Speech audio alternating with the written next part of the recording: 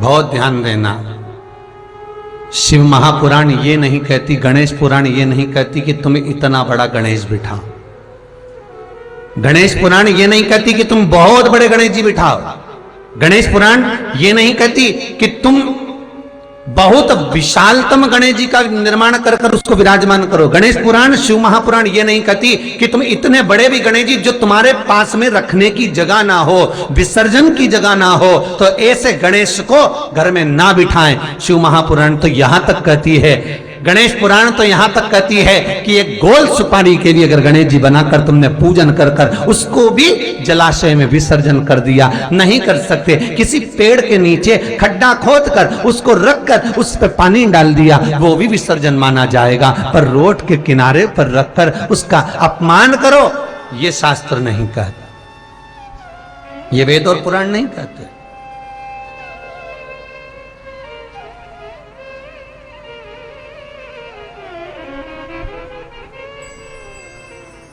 कहीं भगवान गणेश जी को मोटरसाइकिल पर बिठा रहे हो, कहीं भगवान गणेश जी को ऑटो पर बिठा रहे हो। उनकी मूर्ति बनाने वाला मूर्ति बनाता है तो कहीं ऑटो पर बना रहा है, कहीं मोटरसाइकिल पर बना रहा है, कहीं भगवान गणेश जी बुलेट चला रहे हैं।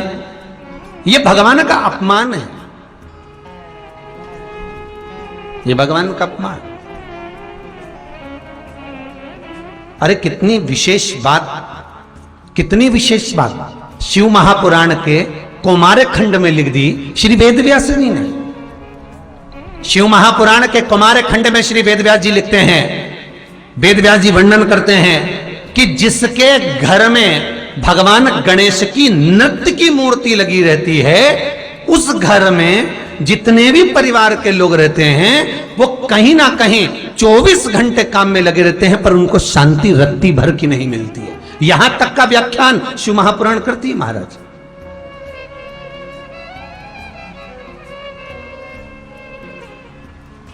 लोगों को शौक चला, गणेश जी ढोल बजा रहे हैं, वो मूर्ति का फोटो घर में लगा दिया, घर में मूर्ति का फोटो लगा दिया कि गणेश जी ढोल बजा रहे हैं, गणेश जी नाच रहे हैं, वो मूर्ति का फोटो तुरंत घर में लगा दिया। वेदव्यास जी ने कौमार खंड के अंदर वर्णन करा, यदि देवता की अपमानजनक मूर्ति या स्मरण पूजन का भाव अगर कहीं लगाया भी जाता है तो उस घर में शांति रत्ती भर की नहीं रहती है महाराज। यहां तक शिव महापुराण कहती है कि भगवान शंकर का शिवलिंग आप घर के अंदर रख सकते हो, भगवान शंकर का शिवलिंग घर में रखकर पूजन कर सकते हो, भगवान शंकर के शिवलिंग का आप स्मरण कर सकते हो, भगवान शंकर के शिवलिंग की आप पूजन कर सकते हो। पर शंकर, जब शिवपुराण खुद कह रही है कि शंकर का जो भौतिक स्वरूप है, शंकर का जो शारीरिक स्वरूप है, जैसे आप शिव महापुराण के पीछे जो बैनर देख रहे हो, इस बैनर में शंकर जी का जो स्वरूप दिखाया जा रहा है, ऐसी मूर्ति तप करने वाली, ऐसी मूर्ति आशीर्वाद देने वाली, ऐसी मूर्ति जो भगवान शंकर का मूल स्वरूप दर्शाती हो, ऐसी मूर्ति घर के अंदर नहीं रखी जाती। स्वयं शिव महापुराण करे, फिर वो मूर्ति छोटी हो चाहे बड़ी हो, फिर वो मूर्ति कितनी भी बड़ी आकृति की हो, शिव महापुराण की कथा कहती है। हां, शिवलिंग जो भगवान शंकर का एक मूल बिंदु है, भगवान शंकर का एक मूल बिंदु विराजमान है, भगवान शंकर का एक मूल बिंदु का निर्माणित है वो शिवलिंग। आप छोटे से छोटा, बड़े से बड़ा कैसा भी रख सकते हो। और बहुत ध्यान देना, आपको कथा शिवलिंग शिव महापुराण गंगवार परिवार लखनऊ द्वारा जो सुनाई थी, उसमें कहा था कि घर में अगर नर्मदेश्वर शिवलिंग विराजमान है तो तुम्हारी मर्जी पड़े तो तुम जल चढ़ाओ, तुम्हारी मर्जी पड़े तो स्नान कराओ, तुम्हारी मर्जी पड़े जो करो, नहीं भी चढ़ाओगे तो भी शंकर श्राप नहीं देते, तो भी शंकर कुछ नहीं कहते। महाराज, मूर्ति का भाव बहुत ध्यान देना महाराज। उस गणेश के स्वरूप को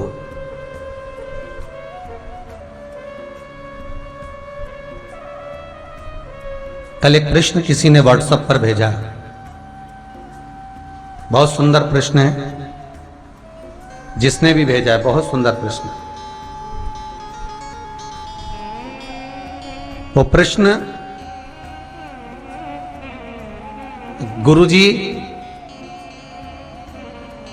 जैसे भगवान विष्णु, शिव, ब्रह्मा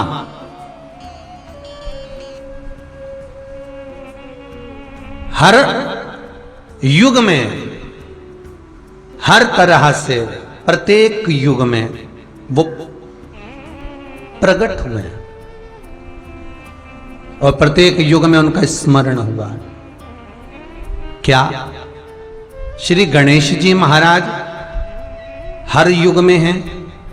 और हर युग में हैं तो हर युग में उनका नाम क्या हुआ और उनका वाहन क्या हुआ? प्रत्येक युग में। बहुत सुंदर प्रश्न बेटा आपका। एक सरिता नाम की कोई गुड़िया है वेस्ट बंगाल से, उसका यह प्रश्न है जो बच्चों ने कल बताया व्हाट्सएप पे।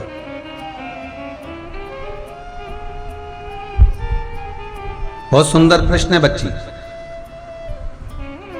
क्या गणेश जी हर युग में हैं?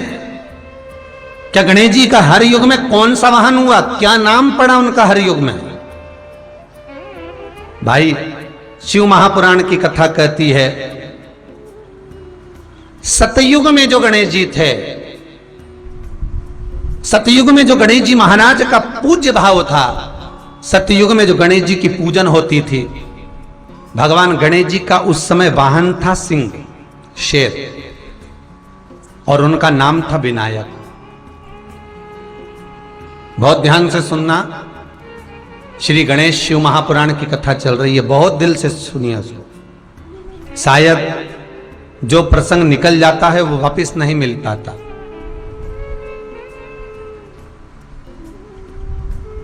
सतयुग में जो गणेश जी महाराज का पूजन किया गया, सतयुग में जो गणेश जी महाराज प्रकट हुए, सतयुग में जो गणेश जी का स्मरण करा गया, उनका वाहन है सिंह।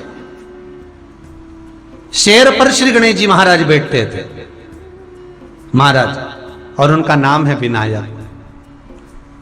त्रेता में जो गणेश जी महाराज का पूजन हुआ, श्री राम जी महाराज ने त्रेता में आकर जो विनायक का पूजन करा है, श्री गणेश जी महाराज का स्मरण करा है। शंकर के शिवलिंग का पूजन जहां पर भगवान राम करते हैं, उसी के ठीक सम्मुख में अगर आप कभी रामचरितमानस का स्मरण करेंगे, राम दर्शन करेंगे, तो उसी के सम्मुख में श्री विनायक श्री गणेश जी महाराज का त्रेता में जो दर्शन कराया गया, वो महाराज मयूरेश्वर भगवान गणेश जी का नाम पड़ा। क्या नाम पड़ा है? मयूरेश्वर। यहां पर भगवान गणेश जी का वाहन मोर हुआ, मयूर हुआ, इसलिए गणेश जी का एक नाम होता है मयूरेश्वर भगवान गणेश, मयूरेश्वर विनायक भगवान गणेश। तीसरा वर्णन आया द्वापर में। द्वापर में भगवान श्री गणेश जी का नाम गजानंद हुआ और इनका वाहन चूहा हुआ। श्री गणेश जी महाराज का नाम गजानन, द्वापर में उसको गजानन कहा गया। भगवान कृष्ण जब द्वारका में प्रवेश करते हैं, भगवान कृष्ण जब द्वारका में जाते हैं, आप सबने कथा सुनी होगी,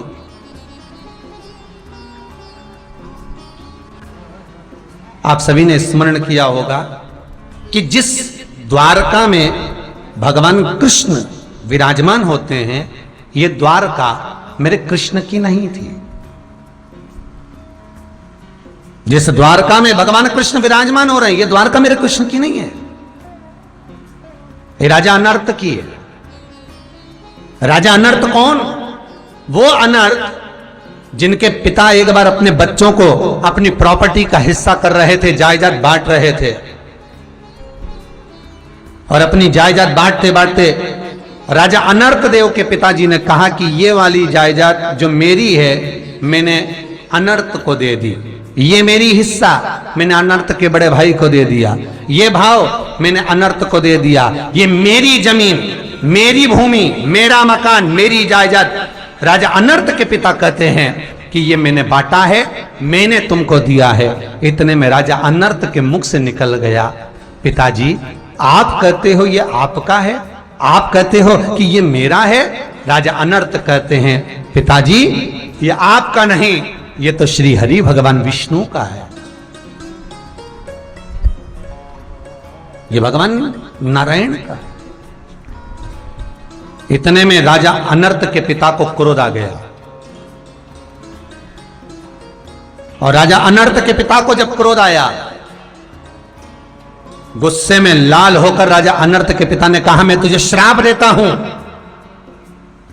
तू अपने पिता के सामने ऊंचे स्वर में बोला है और मेरी इजाजत को तू श्री हरि की इजाजत बताता है।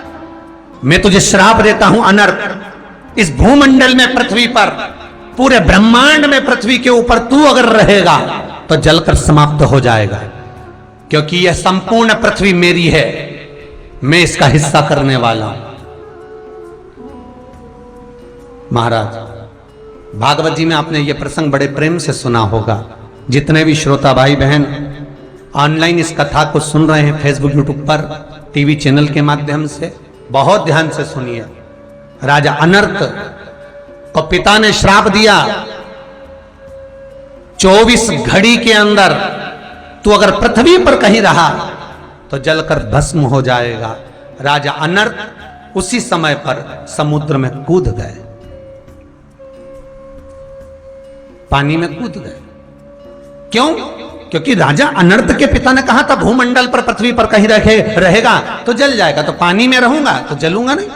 और जल के अंदर जाकर राजा अनर्त बैठ गए, तप करने में लीन हो गए, साधना में लीन हो गए। और राजा अनर्त जब साधना में, तप में लीन होते हैं, भगवान श्री हरि, भगवान विष्णु का स्तमन करते हैं, उनका स्मरण करते हैं, उनका मंत्र जाप करते हैं, तभी भगवान विष्णु ने आकर पूछा, अनर्त क्या बात है, क्यों तुम जल के अंदर बैठकर मेरी आराधना कर रहे हो, मेरी साधना कर रहे हो, किस लिए,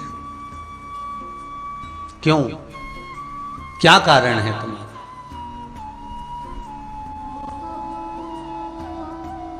किस लिए बैठे हो? राजा नर्त, महाराज, मेरे पिता ने श्राप दिया, यदि पृथ्वी पर रहूंगा, भूमंडल पर रहूंगा तो जल जाऊंगा। मेरे पिता का श्राप है, इसलिए मैं भूमंडल पर नहीं रह सकता, मैं जल में रह रहा हूं। भगवान बोले, कब तक जल में बैठा रहेगा, शरीर गल जाएगा। भगवान विष्णु कहते हैं पृथ्वी पर नहीं रह सकता तो क्या हुआ? भगवान ने अपने सुदर्शन चक्र को उठाया और सुदर्शन को बुलाकर कहा, सुदर्शन जा, और बैकुंठ का जो ईशान कोण है उसको काट कर लिया, जा।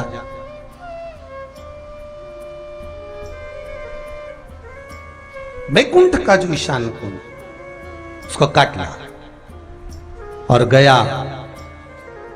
सुदर्शन चक्र जैसे ही पहुंचकर बैकुंठ का चौथाई भाग ईशान कोण काट कर लिया और लाकर भगवान सुदर्शन चक्र के ऊपर वो बैकुंठ का हिस्सा रखा हुआ घूम रहा था। भगवान ने तुरंत उसको जल के ऊपर ठहरा दिया। जल के ऊपर ठहराया तो राजा अनर्त से कहा, यह बैकुंठ का हिस्सा है, इसमें तुम प्रवेश करो, तुम इसमें रहो। जैसे ही वो बैकुंठ का हिस्सा समुद्र में रखा, पानी में डूबने लगा। जैसे ही डूब रहा था, भगवान ने अपना सुदर्शन चक्र फिर नीचे से दे दिया और उसको सुदर्शन के ऊपर लाकर ठहरा दिया।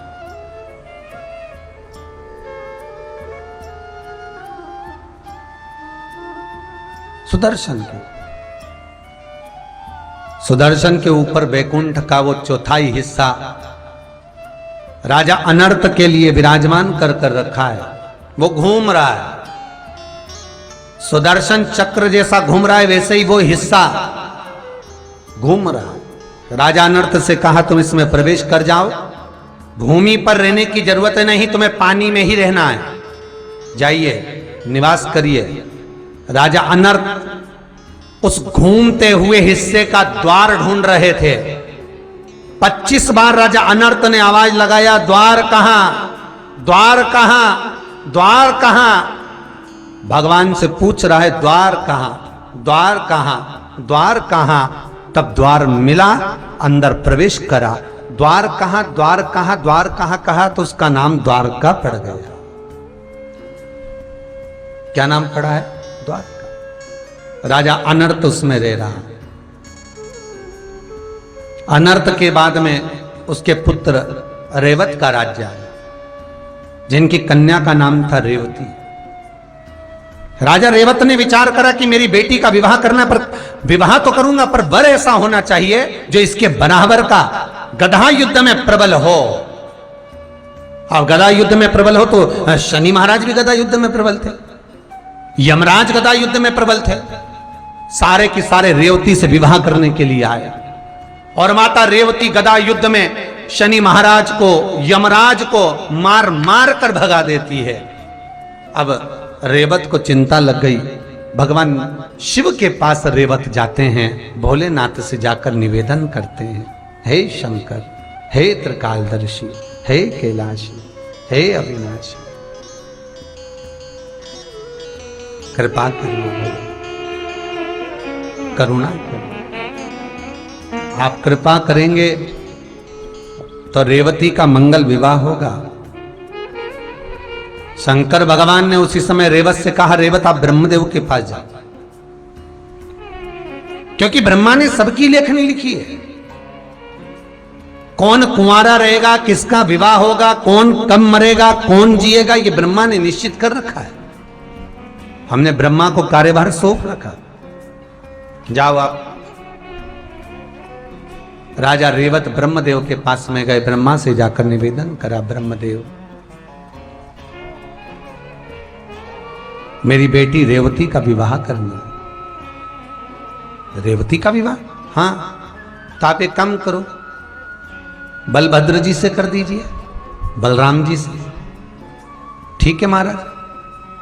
तो रेवती कहां सतयुग की और बलभद्र जन्मेंगे द्वापर में।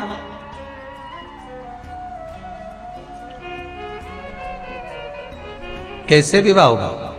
भगवान कहते हैं अब ये तो भाग्य लिख दिया है, आप जाओ, रेवती का विवाह बलभद्र जी के साथ होगा।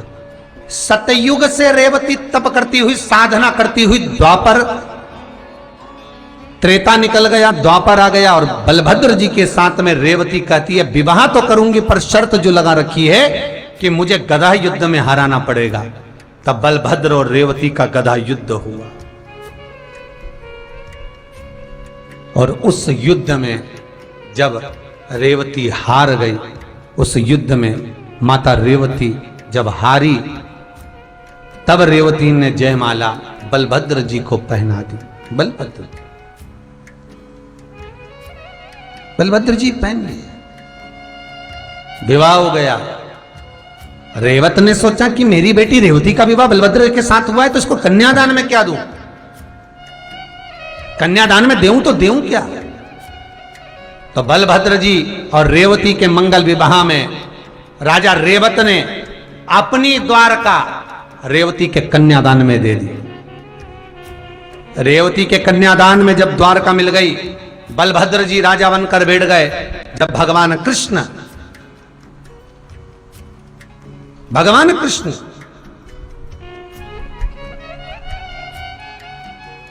जब रुक्मणी के साथ में विवाह कर रुक्मणी को भगाकर जब द्वारका में लेकर आए तो ब्राह्मणों ने कहा कि यहां रुक्मणी जी का कन्यादान कौन करेगा। अगर बलभद्र जी कह रहे हैं कि रुक्मणी जी की शादी करो कृष्ण के साथ में द्वारका में आकर, तो भगवान कृष्ण भगाकर तो लेकर आ गए, पर विवाह करने के लिए, कन्यादान करने के लिए कौन आएगा? राजा भीष्मक आ नहीं सकता, रुक्मणी जी के भाई आ नहीं सकते, कन्यादान कौन करेगा? तब माता रेवती कहती है कि कृष्ण जी के बड़े भाई बलभद्र के सामने ये रुक्मणी जो छोटे भाई की पत्नी है, ये बेटी के तुल्य होती है, क्यों ना। रेवती कहती है कि बलभद्र और हम कन्यादान कर दें, और रेवती और बलभद्र रुक्मणी जी का कन्यादान करते हैं। तो रेवती ने बलभद्र जी से पूछा कन्यादान में क्या देंगे? बलभद्र जी बोलते हैं मैं क्या बताऊं कि क्या देंगे, तू बता कि क्या देना है। रेवती कहती है ये द्वारका कन्यादान में रुक्मणी को दे देते हैं, कृष्ण को दे देते। अपन मथुरा के राजा और कृष्ण द्वारका के राजा। इसलिए आज भी मथुरा के राजा हैं भगवान दाऊ जी महाराज, ब्रजमंडल के राजा, और कृष्ण राजा हैं द्वारका के। कृष्ण राजा हैं द्वारका के। यहां शास्त्र कह रहा है द्वापर में भगवान गणेश जी महाराज विनायक देव, भगवान श्री गणेश चूहे पर बैठते हैं और इनका नाम गजानंद है। गजानंद नाम का स्मरण किया भगवान कृष्ण जब जिस समय पर जरासंध के साथ युद्ध लड़ते हैं और काल्यावन भगवान के पीछे भागता है, मुचकुंद को भगवान अपना ऊपर ना उड़ा देते हैं और भगवान कृष्ण मुचकुंद को ऊपर ना उड़ाए, और तब काल्यावन ने आकर लात मारी। मुचकुंद के नेत्र द्वारा जब काल्यावन जलकर भस्म हुए, तब भगवान कृष्ण जब द्वारका में प्रवेश करे तो सबसे पहले प्रवेश करते समय भगवान कृष्ण ने द्वारका के दरवाजे पर श्री गजानंद महाराज का स्मरण करा। इसलिए आज भी द्वारका के गेट के पास में श्री गणेश जी महाराज का मंदिर है। आज भी शास्त्र कह रहा है। बहुत सुंदर प्रश्न बहन आपने करा। सतयुग में सिंह वाहन विनायक, त्रेता में मोर वाहन मोर ध्वज, द्वापर में चूहा वाहन गजानन, और जब कलयुग अपने घोर प्रभाव में आएगा, कलयुग जब अपना असर पूर्ण दे देगा, तब श्री गणेश जी महाराज घोड़े पर विराजमान होंगे और उनका ध्रुमकेश नाम पड़ेगा। ये गणेश पुराण में श्री वेदव्यास जी वर्णन कर दिए महाराज, ध्रुमकेश। और उनका वाहन होगा घोड़ा।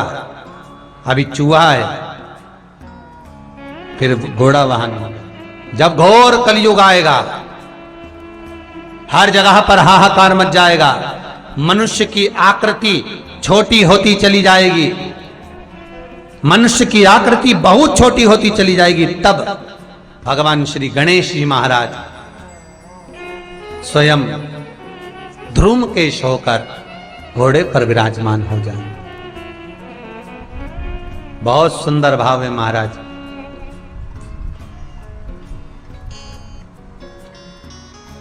शिव, गणेश, कार्तिकेय का जो नाम कीर्तन है, नाम जाप है, वो जीवन का सुख देने वाला,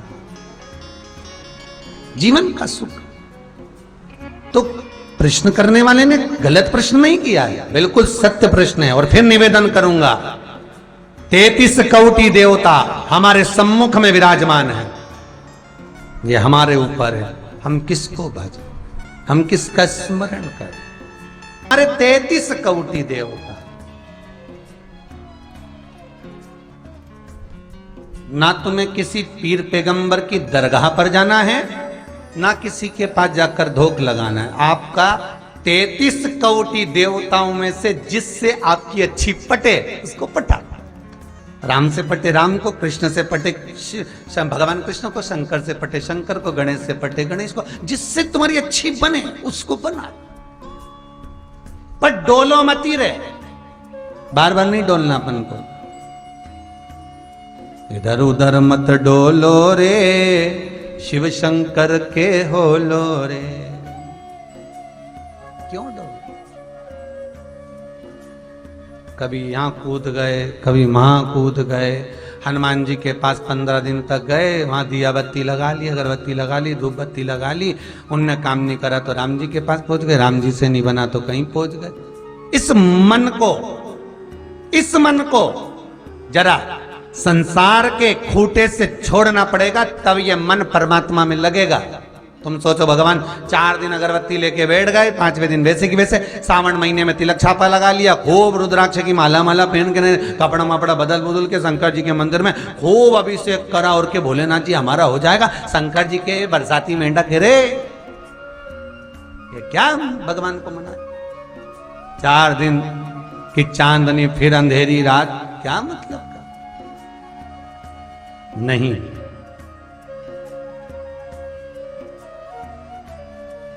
भगवान से जो प्रीत लग जाए, भगवान से जो रम जाए। मोरया गोस्वामी, क्या नाम है? मोरया गोस्वामी, कर्नाटक के एक छोटे से गांव में मोरया गोस्वामी रहते थे। कर्नाटक के छोटे से गांव में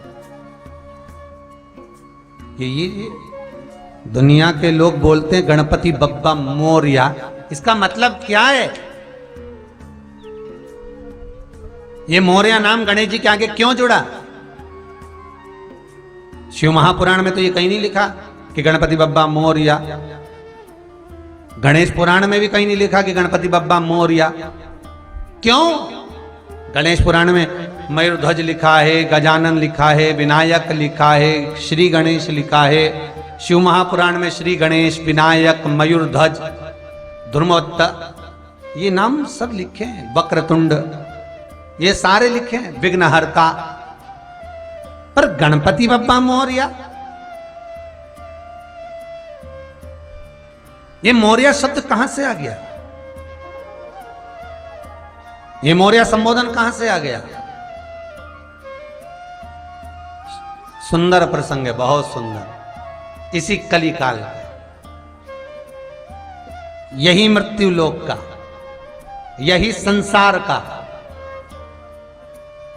देखो संत कैसे होते हैं, उसका व्याख्यान वर्णन कर रहा है। आपको पहले भी कहा, भारत की भूमि पर 4 संत ऐसे हुए जिनके शव नहीं मिले, जिनकी बॉडी नहीं मिली, जिनका अंतिम संस्कार नहीं हुआ, जिनकी समाधि नहीं बनी। पहले नंबर पर थी मीराबाई, दूसरे नंबर पर थे रामकृष्ण परमहंस, तीसरे नंबर पर थे चैतन्य महाप्रभु और चौथे नंबर पर थे संत तुकाराम। जिनकी बॉडी नहीं मिली, जिनका शव नहीं मिला, जिनका अंतिम संस्कार नहीं हुआ,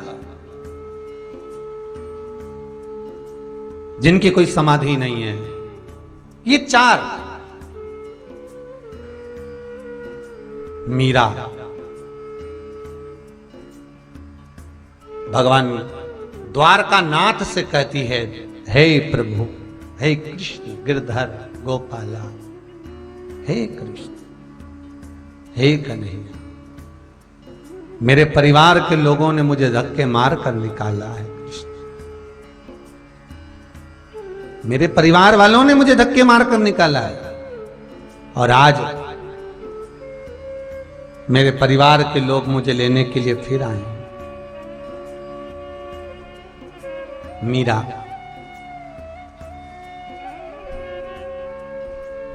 कृष्ण से कहती, मैं जाना नहीं चाहती, मुझे नहीं जाना वापिस। जिस नगर से मुझे धक्के देकर निकाला गया हो, जिस नगर से मुझे भगाया गया हो, वहां नहीं जाना चाहती। भगवान कहते हैं, मीरा तू नहीं जाना चाहती? नहीं, ठीक है मीरा, कल मेरा मंदिर खुलेगा। ये द्वारकाधीश के मंदिर के जब पट खुले तो मीरा मुझसे आके लिपट जाना, मुझ में समा जाना। और मीराबाई भगवान कृष्ण में समाई। कृष्ण में कोई समाधि मीरा की नहीं है। दुनिया के लोग कहते हैं भगवान आज के समय में मिलता है, तो मीरा कौन सी द्वापर की थी? मीरा कौन सी सतयुग की थी? मीराबाई कौन सी त्रेता की थी? ये मीरा कलयुग की तो ही थी। ये रामकृष्ण परमहंस, ये चैतन्य महाप्रभु, ये संत तुकाराम, ये सब अभी के तो संत हैं।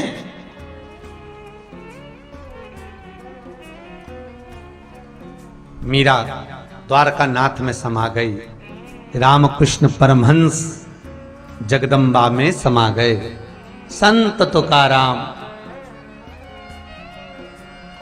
जिनकी धर्म पत्नी ताने देती थी, गालियां देती थी, अपशब्द कहती थी, और जब भगवान पंडरीनाथ हरि विठ्ठल सामने आए, कहते हैं चल तू मुझ में समा जा। संत तुकाराम कहते हैं पहले इसको भेज दो बैकुंठ, तब मैं आप में समाऊंगा। भगवान बोले कि इतनी गाली देती, इतना अपशब्द कहती, इतना ताना देती, और तू पहले उसकी सोच रहा। तुकाराम जी बोले इसी के बल पर तो आप मिले हो। ये गाली देती थी, मैं भजन गाता था, ये ताने देती थी, मैं दौड़कर मंदिर आता था। इसी के बल पर मिले हो आप। मैं छोड़ूंगा नहीं इसको, बैकुंठ भेजिए इसको। भगवान ने उसको भेज दिया। हरि विठ्ठल में संत तुकाराम समा गए। चैतन्य महाप्रभु जगन्नाथ में समा गए। जगन्नाथ सब समाहित। इन चार संतों के अलावा एक संत और विचित्र हुए, मौर्य गोस्वामी। कोई बहुत पुराना समय नहीं, यही मौर्य गोस्वामी कर्नाटक के एक छोटे से गांव में रहते थे। भगवान की भक्ति में, गणेश की भक्ति में, विनायक की भक्ति में, मयूरध्वज की भक्ति में इतने डूबे रहते थे, इतने डूबे रहते थे, इतने डूबे रहते थे कि इनके जीवन में ये बस भगवान की भक्ति के सिवा कुछ सुहाता ही नहीं।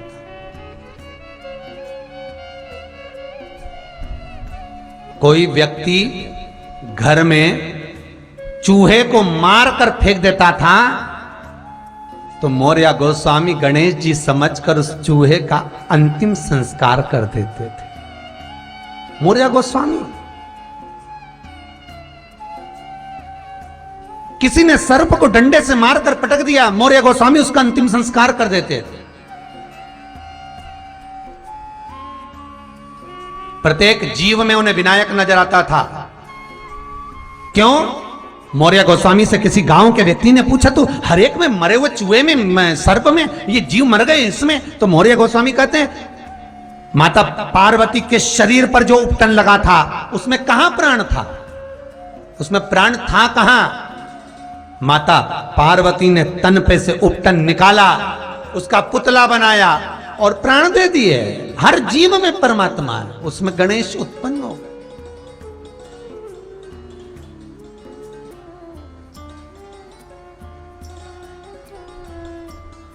मौर्य गोस्वामी एक बहुत पहले की बात है, लगभग 18 साल पहले, 18 या 19-20 साल पहले कथा, 19 साल पहले भोपाल में हुई थी। और भोपाल में जब कथा चालू हुई तो भोपाल में कथा करने के बाद में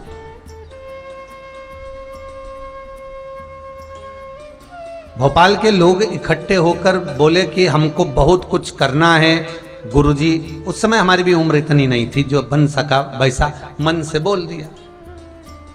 कोई ऐसा काम बताओ गुरुदेव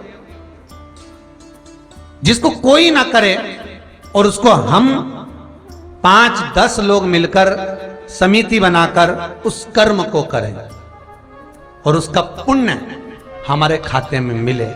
ऐसा कोई उपाय बता दो। अब उस दिन दूसरे दिन की कथा थी और शिव विवाह चल रहा था।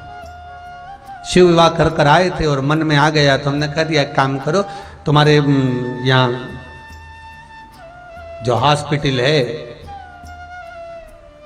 हमीदिया, इसमें मुर्दे को ऐसे ही भेज देते मरने के बाद। तुम एक काम करो, जितने मुर्दे निकल कर जाएं उन पे कफन तुम्हारी समिति पहना कर भेज।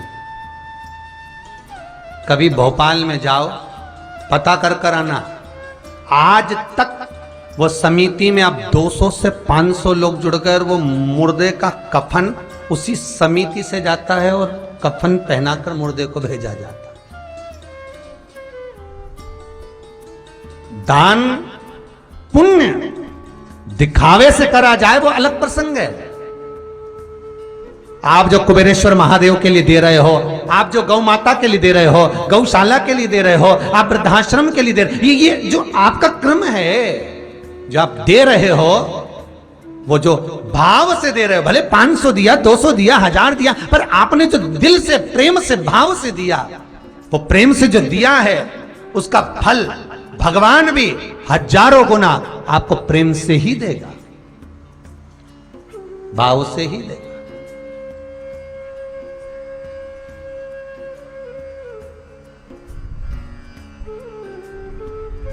परसों के आपको जो गंगवार परिवार कथा करा रहा था उसका वर्णन करा था कि एक प्रसंग चल रहा था, देने वाला और लेने वाला, दोनों में प्रसन्नता होना चाहिए। देने वाला जब कुछ दे तो उसके चेहरे पर प्रसन्नता होना चाहिए कि मैंने ये अन्न का दान करा, मैंने ये मुद्रा का दान करा, मैंने ये भूमि का दान करा, मैंने ये वस्त्र का दान करा, उसके चेहरे पर यह प्रसन्नता होना चाहिए। घर में ननंद आई और भाभी एक साड़ी दे रही है और एहसान ऐसा दिखा रही कि मैंने बहुत कुछ दे दिया, तो ननंद का चेहरा भी उतर जाएगा। देने वाले के चेहरे पर अगर प्रसन्नता है तो लेने वाला जो ग्रहण कर रहा है उसका आनंद कुछ दूसरा ही होता है। भाव आपका होना चाहिए।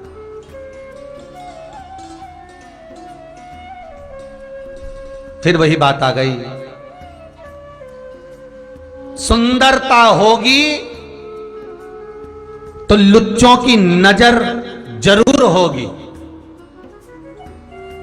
घर में धन होगा तो चोरों की नजर जरूर होगी, और अगर दिल में भक्ति होगी तो भगवान की नजर जरूर होगी। यह पक्का, भगवान की नजर तुम पर पड़ेगी, वो देखेगा ये मेरा, वो जानेगा ये मेरा अपना।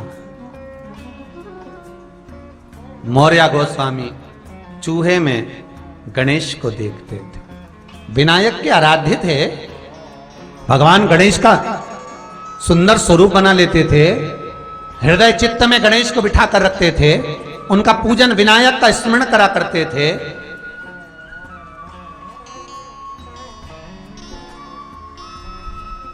चले कभी पूना महाराष्ट्र में जाना तो पूछना ये अष्टविनायक जो महाराष्ट्र में विराजमान है, ये अष्टविनायक जो महाराष्ट्र की भूमि पर विराजमान है, इनको किसने विराजमान करा?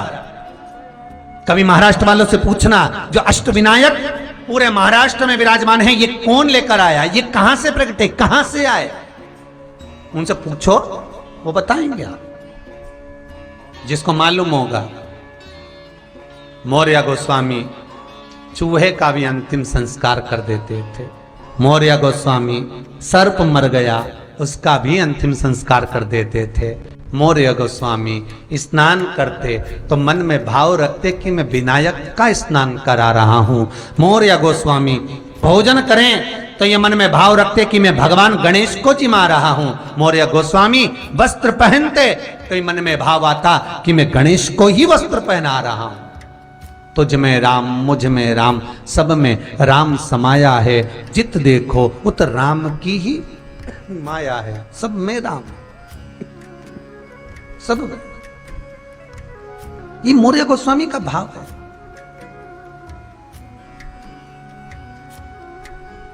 अरे पत्ते पत्ते में है झांकी भगवान की,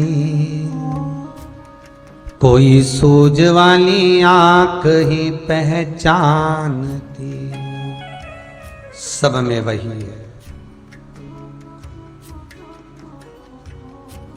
हर एक में वही समाया है।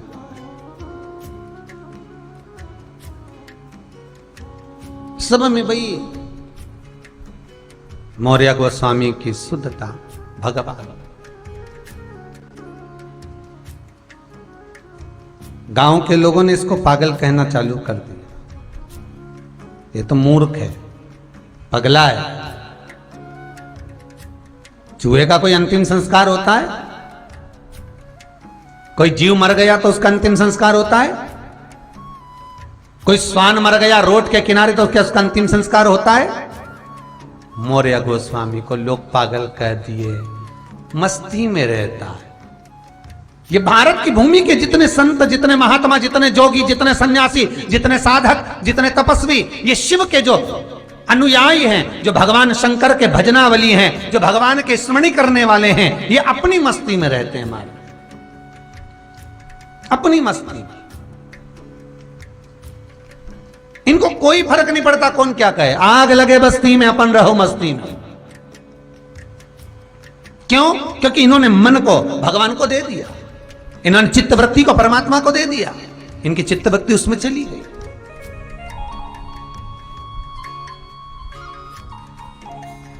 अरे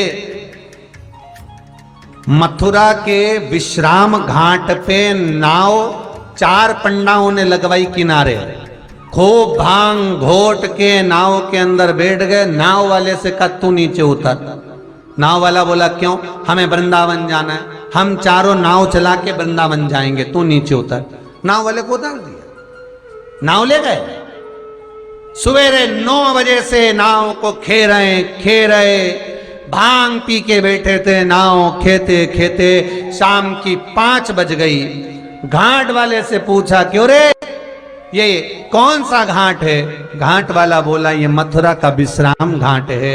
नाव में बैठे पंडा आपस में बात करने लगे, सवेरे 9 बजे के विश्राम घाट से चले थे, अभी भी विश्राम घाट पर हैं। क्यों? तो घाट पर खड़े हुए व्यक्ति से पूछा हमारी नाव आगे क्यों नहीं बढ़ी?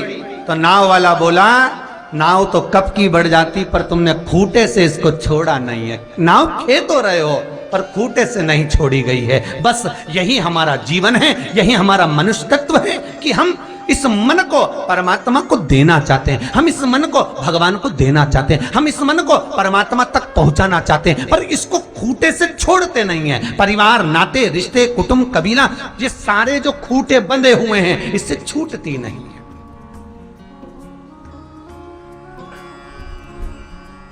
इस खूंटे से छोड़ेंगे।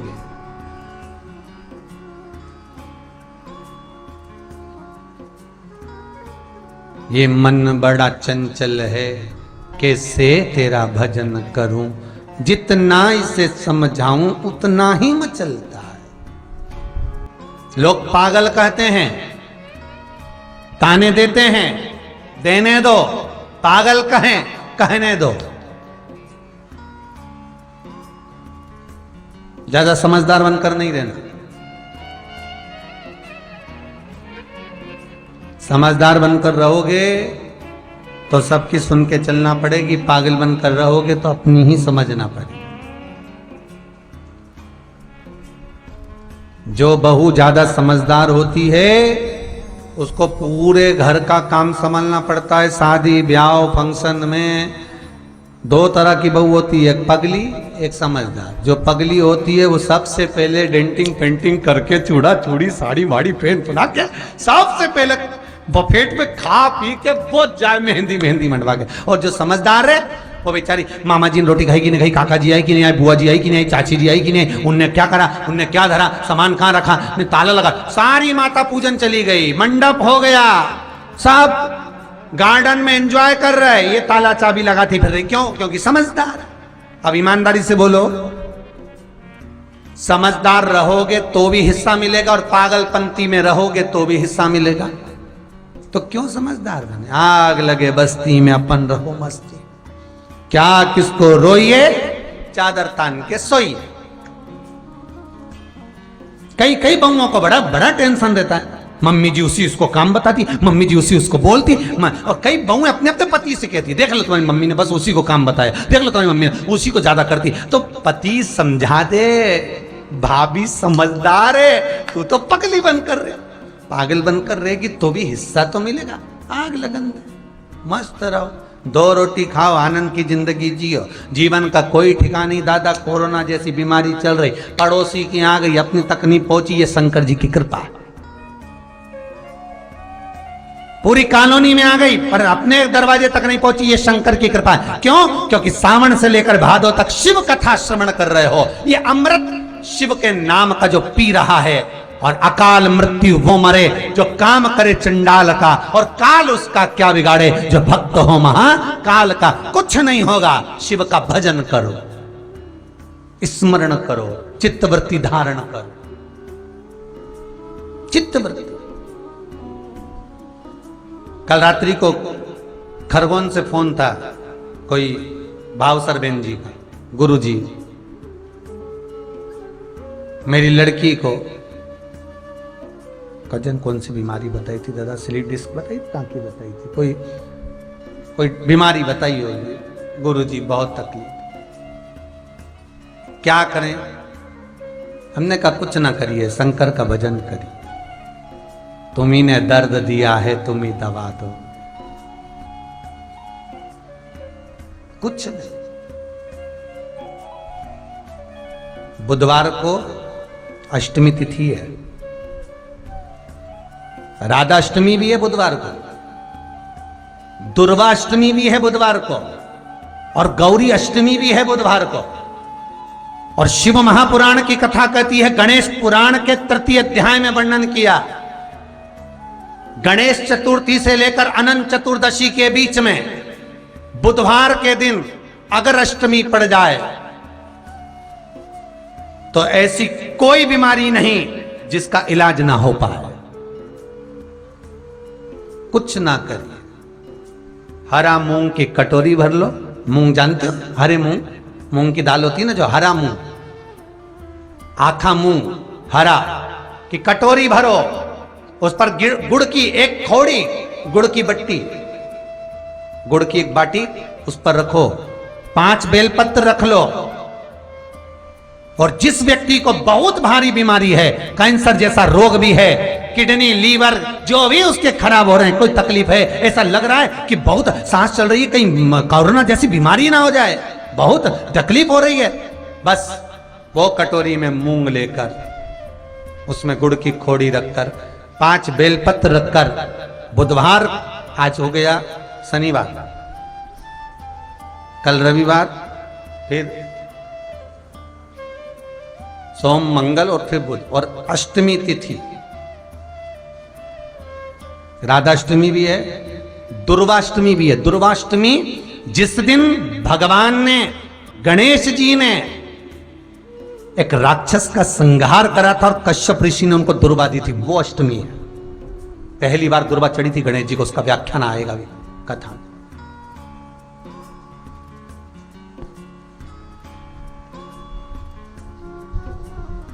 मूंग कटोरी में भरकर, गुड़ की खोड़ी रखकर, गुड़ की भट्टी, 5 बेलपत्र, जिसको बहुत बीमारी हो, दमा, श्वास, किडनी आदि का आदि बहुत बीमारी हो, 21 बार शरीर पर से उतार कर महाराज सीधे हाथ में रखकर नाम गोत्र खुद का बोलकर और भगवान से, गणेश जी से विनती कर कर अष्टमी तिथि के दिन, बुधवार के दिन जो भी आ रही है, बहुत समय के बाद पड़ रही है, उस दिन उस कटोरी नहीं लेना, पुरानी कटोरी नहीं लेना, कोई कटोरी घर में नहीं हो, नई कटोरी, और उसको गणेश जी के मंदिर में पहुंचा दीजिए। गणेश जी के मंदिर में पहुंचाएं, गणेश जी के मंदिर में पंडित जी भी बैठे रहें, हाथ में मत देना उस कटोरी को, भले दरवाजे पर, चौखट पर, गणेश जी के राइट हैंड की ओर, आपका उल्टा हाथ होगा, गणेश जी का सीधा हाथ होगा, तो गणेश जी का जो राइट हैंड हो, दर्शन करते समय सीधा हाथ इधर आएगा, उस हाथ के वहीं पर, अर्थात जमीन पे ही रख देना, पर रखना भूमि पर। महाराज कैसी भी बीमारी होगी, अगर चलने में भी तकलीफ हो रही होगी, तो अष्टमी को कर कर देखना, 11 या 12 तक आपको अंतर मालूम पड़ जाएगा। ये अष्टमी कोई साधारण नहीं आ रही, बुधवार को भगवान के पूर्ण सुख देने वाले, आनंद देने, ये दुर्वाष्टमी है। जिसको पेट की तकलीफ रहती है, श्वास की तकलीफ रहती है, उसके लिए दुर्वा का भी व्याख्यान इसमें किया गया है। शास्त्र कहता है एक अगलासुर नाम का, अनलासुर नाम का एक राक्षस हुआ। गणेश पुराण, शिव महापुराण, शिव महापुराण का कुमार खंड, गणेश पुराण का चतुर्थ भाग। अनलासुर एक राक्षस हुआ। इस अनलासुर को अगर कोई मार सकता है, इस अनलासुर को कोई समाप्त कर सकता है, तो केवल जो पार्थिवता का निर्मित हो वही इसको समाप्त कर सकता। अर्थात जिसको पुतला बनाकर या उसको प्रकट कर कर पत्थर का बनाकर उसमें प्राण दिया गया हो, यही इसको संहार कर सकता। देखो हमारे भारत की भूमि की सभ्यता को, देखिए हमारे भारत की भूमि की संस्कृति को। यहां शास्त्र कह रहा है गणेश पुराण करिए, शिव महापुराण करिए। मैं सोमवंशी जी आपको धन्यवाद दूंगा, हरदोई वालों को, जो इतनी पावन 5 दिवसीय शिव महापुराण की कथा ऑनलाइन कराकर लाखों लोगों को इस शिव पुराण को सुनाकर आप ना जाने कितने लोगों का कल्याण कर रहे हैं। हरदोई में कथा कराते 50, 100, 1000, 2000 सुनते, या लाखों लोग सुन रहे हैं, लाखों। और सबसे बड़ी प्रसन्नता की बात तो यह है कि ऑनलाइन मोबाइल पर भी, फेसबुक, यूट्यूब पर भी इतने लोग कथा श्रवण कर रहे हैं, इतने श्रवण कर रहे हैं कि कई लोगों को तो आश्चर्य पड़ा हुआ है कि इतनी कथा लोग क्रम से कैसे सुन रहे हैं। यह आप लोगों का कथा के प्रति प्रेम है, भगवान शिव के प्रति आपका आनंद है। हिंदू धर्म, हमारा शास्त्र देखिए कि इस अनलासुर को वही मार सकता है जो किसी चीज से उत्पन्न हुआ, उसमें प्राण आ गए हो, उसमें प्रतिष्ठा आ गई। हमारे भारत के संत, भारत के साधुजन, भारत के विद्वान जन, इस भारत भूमि के विद्वत ज्योतिषाचार्य, इस भारत की भूमि के विद्वान ब्राह्मण, वेद पाठी, शास्त्र मर्मज्ञ, कितना सुंदर भाव कहते हैं कि मंदिर में जो मूर्ति रखी जाती है उसको प्राण दिए जाते हैं, प्राण प्रतिष्ठा कहलाती है। क्यों प्राण देते हैं? कि उस मूर्ति का अगर कोई दर्शन करे, उस मूर्ति का कोई स्मरण करे, उस मूर्ति का कोई भाव व्यक्त करे तो उसका कल्याण हो जाए। मंदिर के अंदर जब वो चरण रखे और उस मूर्ति का दीदार करे, दर्शन करे, तो उसका कल्याण हो जाए, उसका आनंद हो जाए। आपको पहले भी कथा में कहा, यह कुबेरेश्वर महादेव का मंदिर बन रहा है। हम भी चले जाएंगे, एक दिन आप भी चले जाएंगे। मंदिर तो वहीं रह जाएगा, पत्थर तो वहीं रह जाएगा, मंदिर की मूर्ति वहीं रह जाएगी, मंदिर में जो प्राण प्रतिष्ठा होगी शंकर जी वहीं रह जाएंगे। उस मंदिर का निर्माण एक बार हो गया, वो भूमि वहीं रह जाएगी, वहीं की वहीं। आपने अपने घर में बंगला बनाया, बंगले के हिस्से हो जाएंगे, बच्चे ले लेंगे, बेटियां ले लेंगी, बेटे ले लेंगे। पर जो मंदिर में आपने 500 रुपए लगाए, 1000 रुपए लगाए, कुबेरेश्वर महादेव के मंदिर में आपने 1000, 2000, 10,000, 20,000 जो रुपए आपने मंदिर में निर्माण में लगा दिए, वो मंदिर अजर और अमर हो गया। हम भी चले गए, तुम भी चले गए। पर एक लोटा पानी अगर कोई शंकर पर चढ़ाएगा, एक लोटा पानी अगर शिव को कोई समर्पित करेगा, तो उस जल चढ़ाए हुए एक लोटा पानी का एक अंश जो तुमने 1000, 2000 रुपए लगाकर मंदिर का निर्माण करवाया है, उसका अंश तुम्हारे खाते में जरूर पहुंचेगा। यह पक्का है, ये पक्का। और शिव को दिया घट का नहीं, घट का नहीं।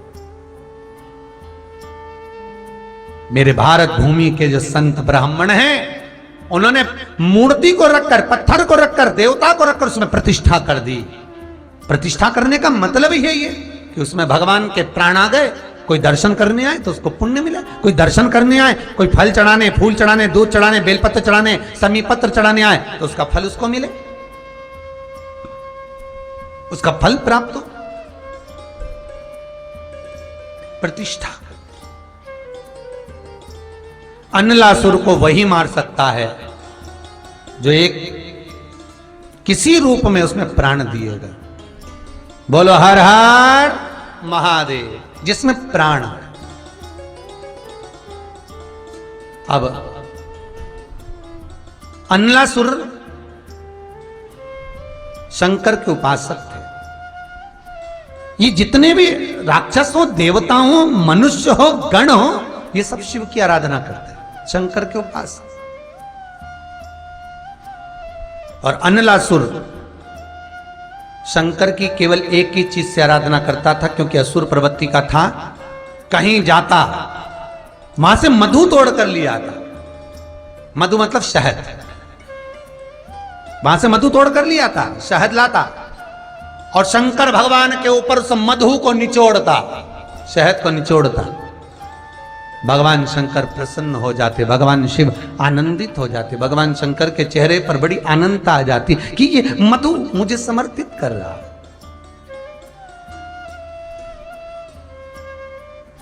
भगवान शिव आनंदित हो।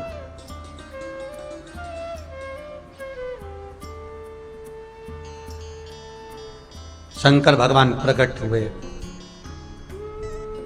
अनला, हे अनला। अनलासुर बोले, प्रभु भोलेनाथ विश्वनाथ आज आप आए हो? हाँ। अनला, मांग तुझे क्या चाहिए? अनलासुर कहते हैं, भोलेनाथ मैं आपकी आराधना करता हूं, पर देवता मुझे मारना चाहते हैं, मुझे मारना चाहते हैं। देखो, जगत चाहे कितना भी बुरा चाहे, जगत कितना भी बुरा चाहे, आप अपने मन से, अपनी चित्तवृत्ति से, अपने धैर्य से अच्छा करते चलो, अच्छा करो। जगत चाहे कितना भी बुरा चाहे, अच्छाई करने में पीछे मत हटना। एक संत निकल कर जा रहे थे, एक व्यक्ति उनसे जलता था, ईर्ष्या रखता था, पेड़ के ऊपर चढ़कर बैठ गया, मुंह में बहुत सारा पान भर लिया खाकर। पान भरा, संत निकल कर जा रहे थे, गंगा नहाकर इसने थूक दिया संत। संत वापिस चले गए गंगा नहाने। ये फिर आए, इसने फिर थूका, फिर नहाने गए, फिर थूका, फिर नहाने गए, फिर थूका।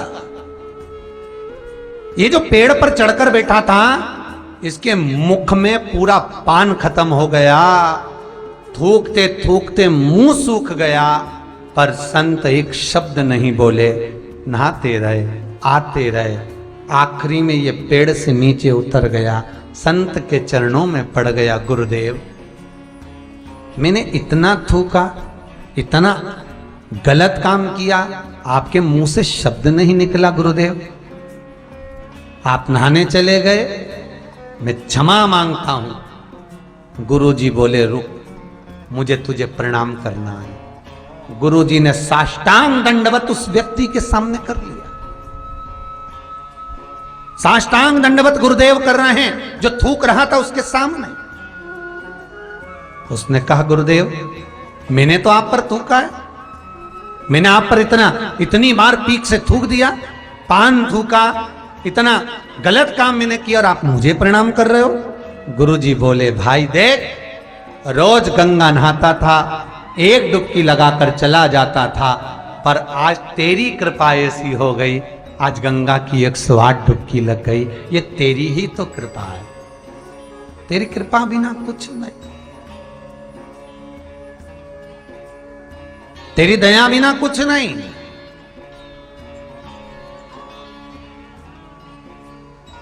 ये तेरी कृपा है, ये तेरी दया।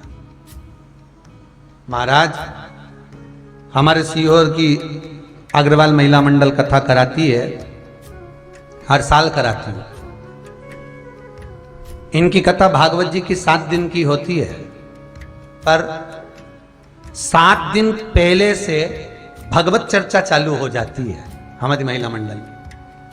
भागवत जी इनकी चित्तवृत्ति में, भागवत इनके हृदय में, भागवत इनकी पूरी महिला मंडल में कहीं ना कहीं समाहित हो जाती है।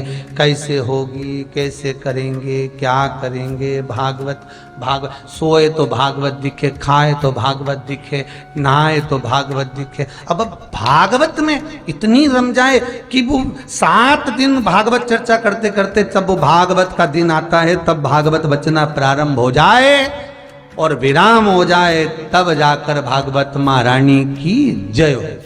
चित्तवृत्ति में भगवान से।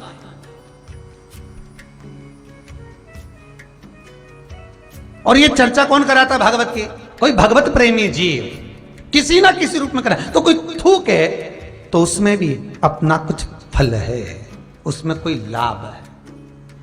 संत ने चरण पकड़ लिए, तेरे बल पर आज मुझे 108 बार गंगा की डुबकी लगाने का मौका मिल गया। 108 किसी के माध्यम से मिल गया। आप आए नहीं और सुबह हो गई, मेरी पूजा की थाली धरी की धरी रह गई। ये चित्तवृत्ति में जब भगवान समाहित हो जाएगा। अनलासुर कहता है भोलेनाथ मुझे देवता मारना चाहते हैं क्योंकि मैं असुर प्रवृत्ति का हूं, मैं राक्षस प्रवृत्ति का हूं, पर मैं आपका उपासक हूं, मैं आपकी आराधना करता हूं। क्या चाहता है मांग अनला।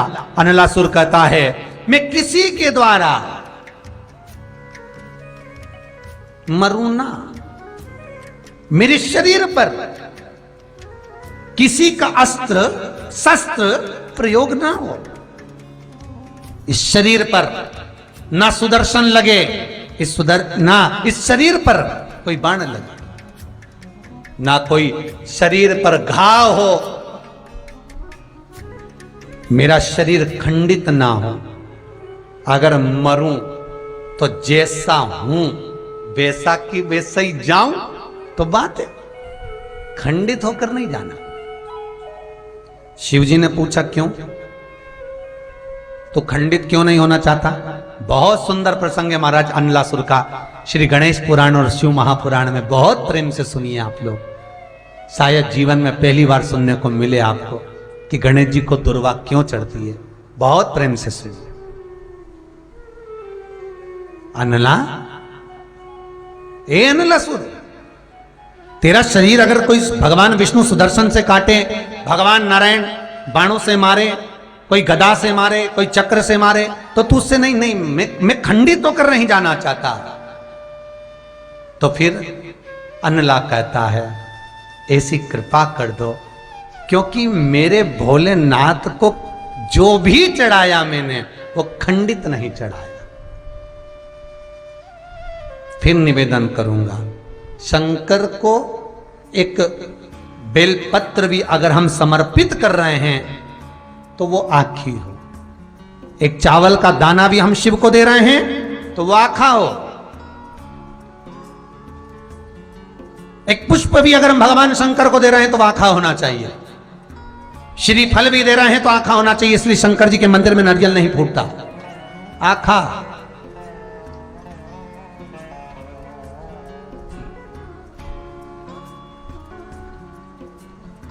समर्पण भी हो तो पूर्ण हो, आखा, आधा नहीं।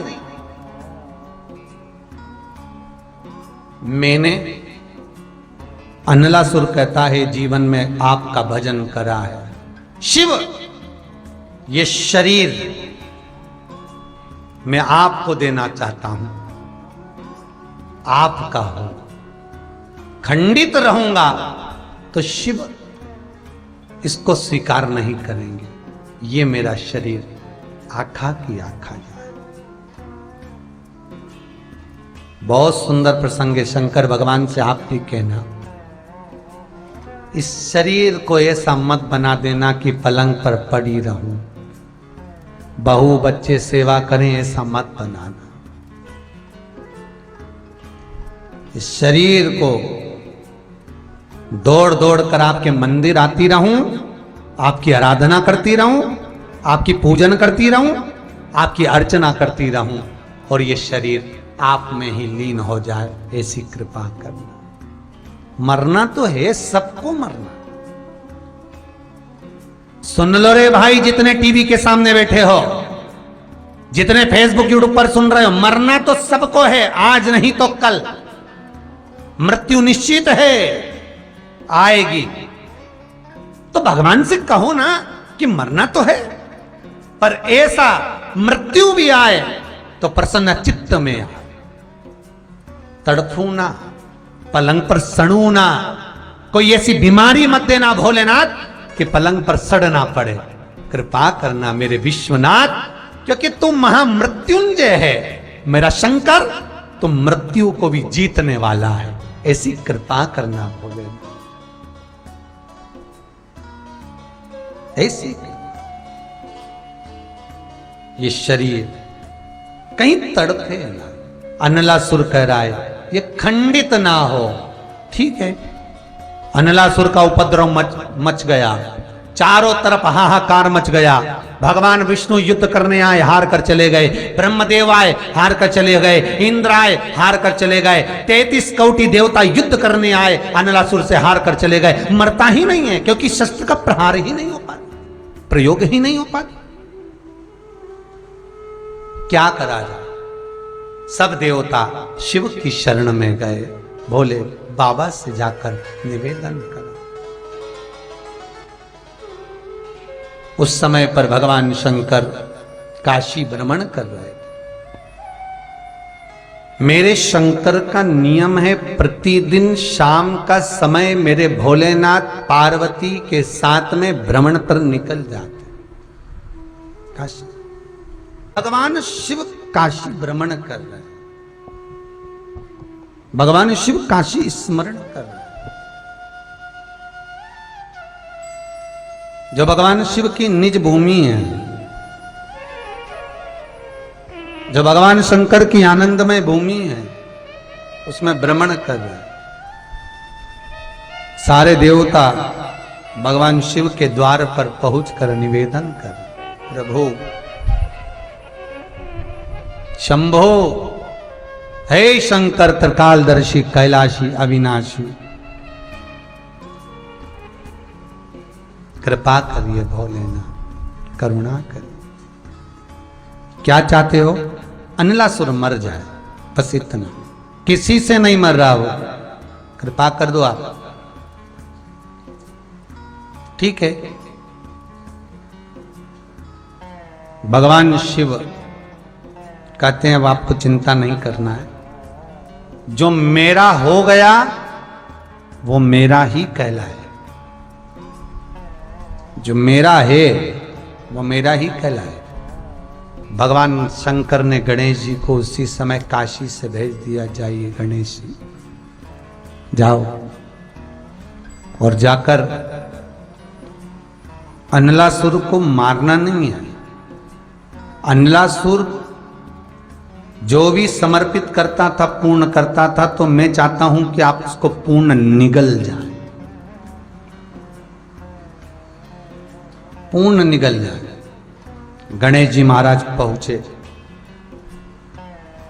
और गणेश जी महाराज शंकर जी के कहने पर अनलासुर के सामने पहुंचकर अपनी सूंड से गणेश जी ने अनलासुर को उठाया और मुख में निगल गए। अनलासुर की शिव भक्ति इतनी प्रखर थी, अनलासुर का शंकर का गुणानुवाद इतना प्रबल था, इतना प्रखर था कि भगवान गणेश के उदर में जलन होने लगी।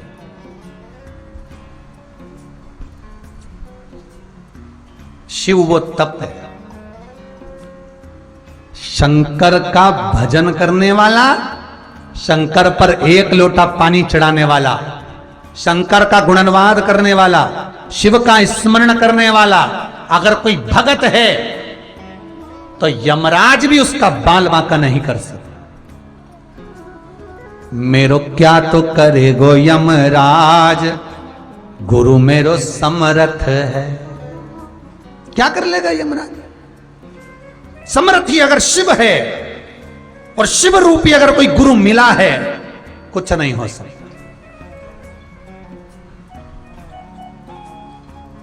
कुछ नहीं।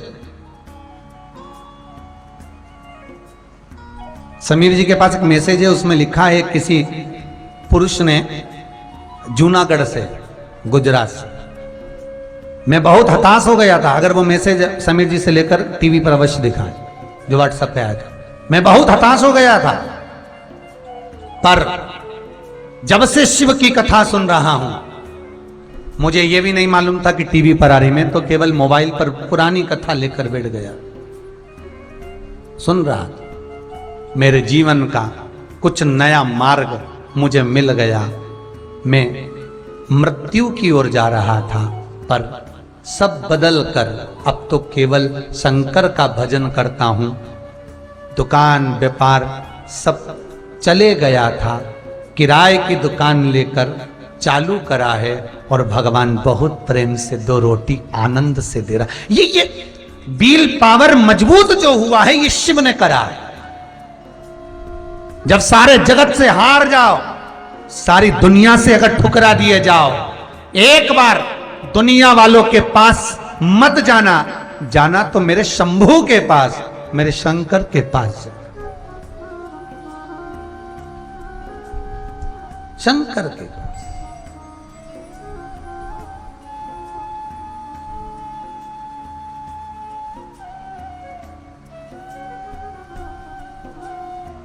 सुख का भोग, फिर निवेदन करूंगा, आपकी कमाई का भोग जो आप कमा कर ला रहे हो, चाहे झूठ बोलकर, छल कर कर, बेईमानी कर कर, प्रपंच कर कर, कपट कर कर, कैसे भी लाओगे, आपकी कमाई का भोग आपकी पत्नी भी भोगेगी, बच्चे भी भोगेंगे। ऐसी डनलप के गद्दे में सोएंगे, खूब चकाचक अपनी जिंदगी का एंजॉय करेंगे। हैंडसेट आप दिलाओगे, लैपटॉप आप दिलाओगे, एसी आप लगाओगे, गाड़ी आप लाओगे, बंगला आप बनाओगे। आपकी कमाई का भोग संपूर्ण परिवार भोगेगा, पर जिस तरह से तूने कमाया है उसका भोग तुझे अकेले भोगना पड़ेगा, तेरा परिवार नहीं भोगेगा। उन तो केवल कमाई का भोग भोगेंगे, पर जैसा कमाया है उसका भोग तुझे भोगना। इसलिए इस जीवात्मा से कुछ धर्म, दान, पुण्य, सत्कर्म करते हुए हम शिव को आनंद करते हुए अपनी जिंदगी जिए। जीवन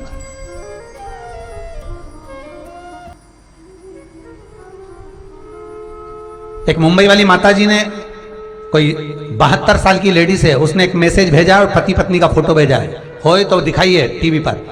72 साल की लेडीज जिसका पति पलंग पर पड़ा हुआ है, शरीर काम नहीं करता, लकवे पर पड़ा हुआ है।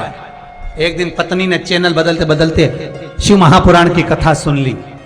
पति ने सुनी, पत्नी टीवी का चैनल फिर बदल रही थी, तो पति हाथ जिसका काम नहीं कर रहा था उठाकर कहता, इशारे से कहता है, उंगली बताकर चल जा। और आज उस महिला ने जो फोटो डाला है, वो महिला अपने पति का छोटी सी मूवी डाली है कि मेरा पति का हाथ पैर हिलने लगा। शिव कथा मात्र श्रवण मात्र से वो सुख है, वो पावर है, वो आनंद है, ये वो डीपी है, वो एनर्जी है जो कहीं ना कहीं ऑनलाइन के माध्यम से, भले आप सामने नहीं हैं, भले आप पंडाल में नहीं हैं, पर ये तार के माध्यम से, ये वो डीपी का कनेक्शन आपके घर तक शिव कथा के माध्यम से पहुंच गया, जो एनर्जी दे रहा है, सुख दे रहा है, पावर दे रहा है,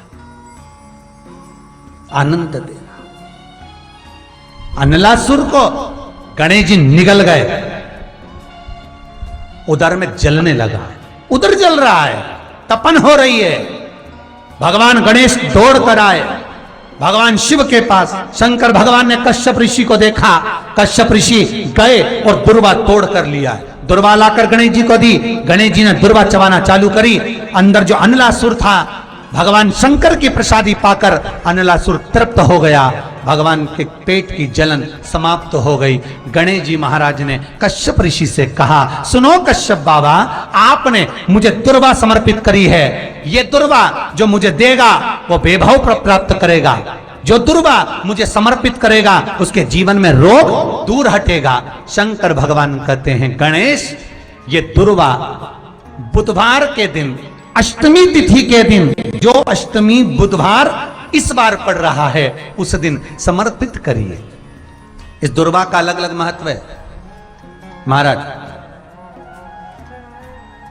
कुएं के पास की सफेद दुर्वा, कुएं के पास की सफेद दुर्वा, यदि 41 दुर्वा प्रत्येक बुधवार को गांठ लगाकर गणेश जी को समर्पित कर कर वापिस उठाकर उस दुर्वा को खाली पेट, आपके घर में भी गणेश जी होंगे, उनको समर्पित करो, खाली पेट इस दुर्वा को केवल चबा चबा कर खा लो और आधे घंटे बाद पानी को पी लो। बुधवार की बुधवार 5 बुधवार करना, गणेश जी को चढ़ाना, सफेद दुर्वा को गणेश जी को समर्पित कर कर चबा चबा कर खाना। उदर की प्रॉब्लम, जो भी मसा आदि की प्रॉब्लम होती है उदर से जुड़ी हुई होती है, जिस चीज से जुड़ी होगी, पेट की जितनी प्रॉब्लम होगी, आपको जितनी भी प्रॉब्लम होगी वो सारी 5 बुधवार करना, छठे बुधवार को जरूरत ही नहीं पड़ेगी। कितनी भी प्रॉब्लम हो पेट से, कितनी,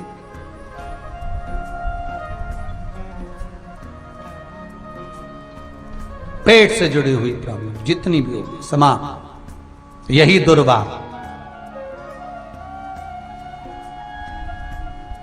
शिव महापुराण की कथा कहती है,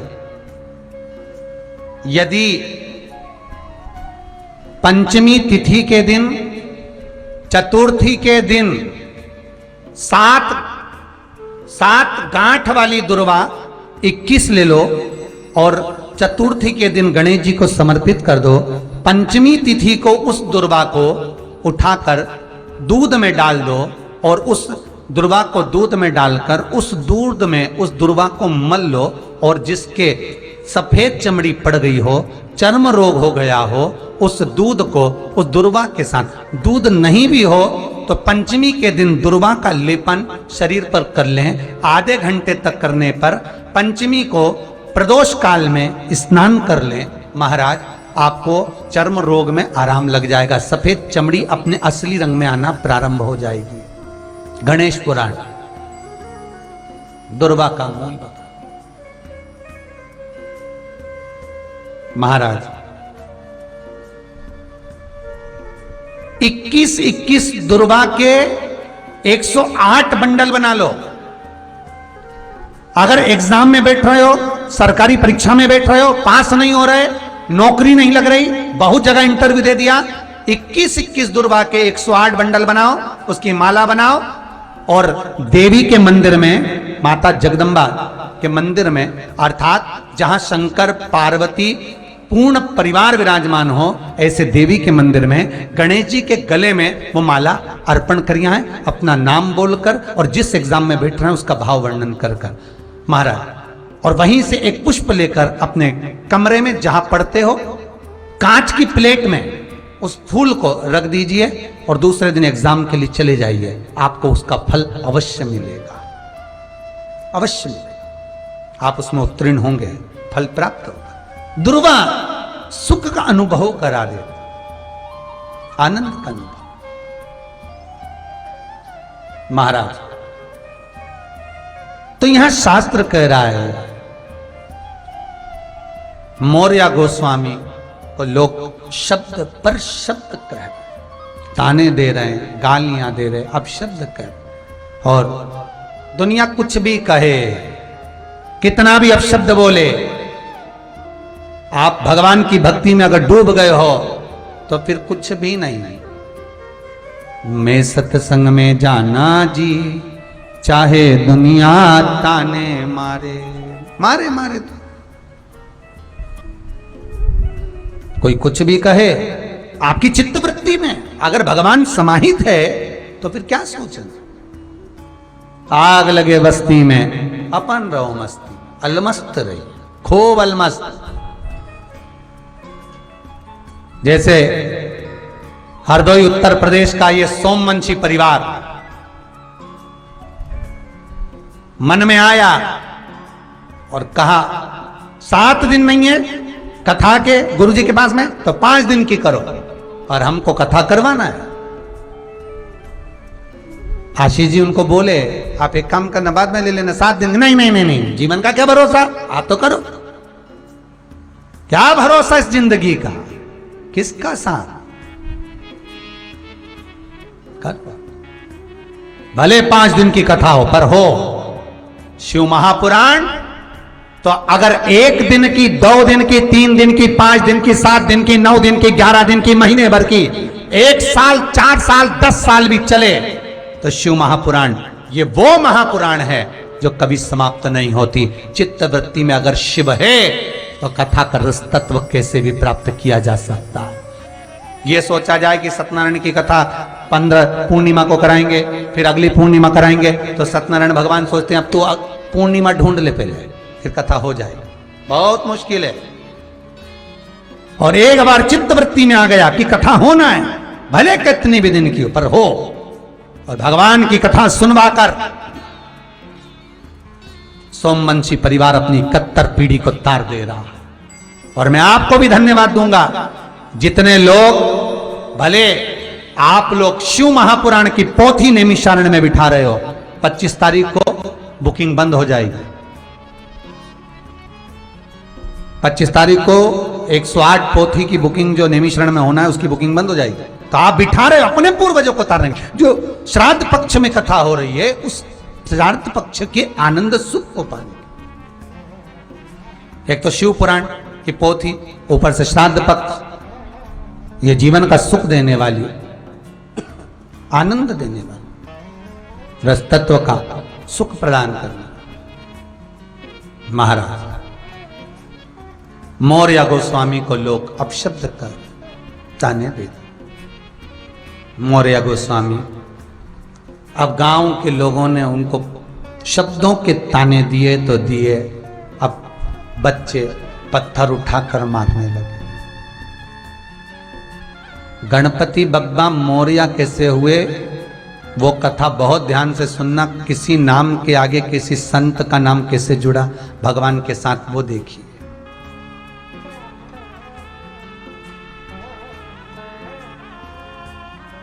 रामकृष्ण परमहंस के साथ देवी जी का नाम नहीं जुड़ा है, या देवी जी का नाम रामकृष्ण परमहंस के साथ नहीं जुड़ा। चैतन्य महाप्रभु जी का नाम कृष्ण के साथ नहीं जुड़ा। संत तुकार का राम का नाम पंडरीनाथ के साथ नहीं जुड़ा। मीराबाई का नाम कृष्ण के साथ नहीं जुड़ा। पर केवल इस राष्ट्र के एक संत हैं मौर्य गोस्वामी, जिनका नाम गणेश के साथ जुड़ा, गणपति बप्पा मौर्य। एक संत मौर्य गोस्वामी। भक्ति नहीं छूती। गांव के लोग अपशब्द कर रहे हैं, गांव के लोग ताना दे रहे हैं, गांव के लोग, अब बच्चे पत्थर फेंक कर मार रहे हैं।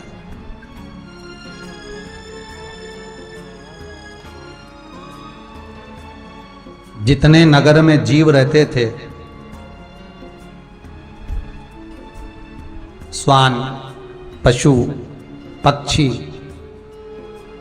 चींटी, झिंगुर, सर्प, बंदर, मोर, हिरण, जितने जीव पृथ्वी पर रहते थे ये मौर्य गोस्वामी से प्रेम करते थे, क्योंकि मौर्य गोस्वामी सबका हित करते थे। किसी को लग गई मौर्य गोस्वामी उसकी सेवा करते, सारे जीव जंतु उनका आदर करते। दुनिया में कई लोगों को इसी चीज से जलन हो जाती है कि लोग, ये इतने सारे जीव जंतु मौर्य गोस्वामी के साथ कैसे हैं?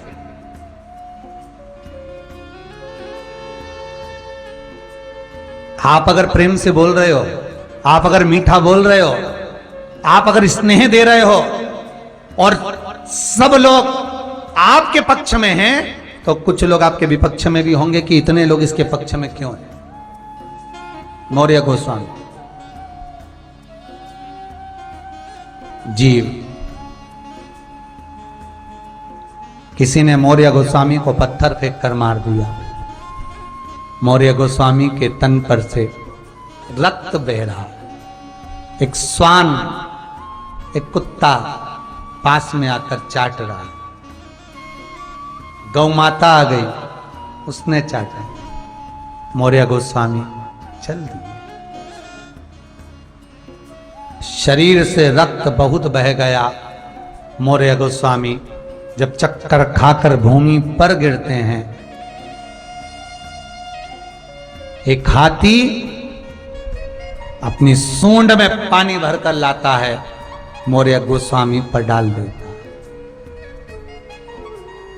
जिसको आपने दिल से भजा है,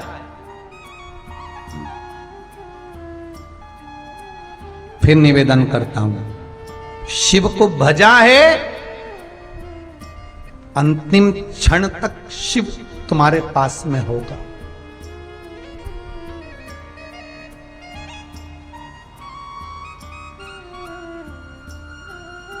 अंतिम क्षण तक कृष्ण को भजा है तो अंतिम क्षण तक कृष्ण तुम्हारे पास होगा।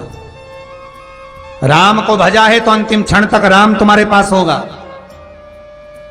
ब्रह्मा को भजे हैं तो अंतिम क्षण तक ब्रह्मा आपके पास होंगे। देवी का भजन किया है तो अंतिम क्षण तक देवी आपके पास हो।